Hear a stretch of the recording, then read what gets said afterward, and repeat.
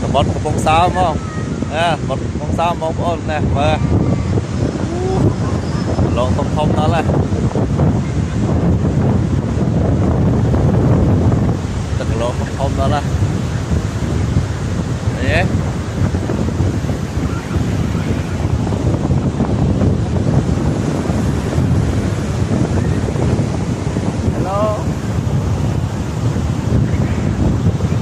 Hello.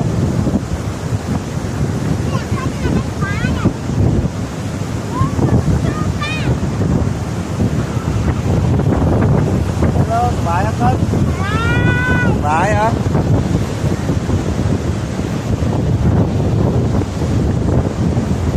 Ê.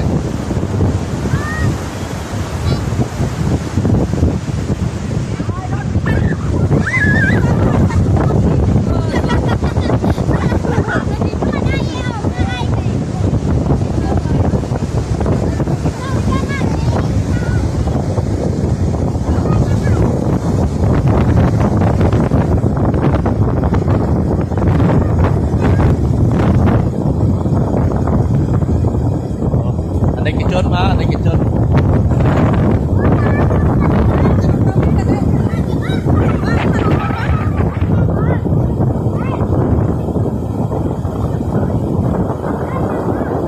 Đấy, một sao mà một sao.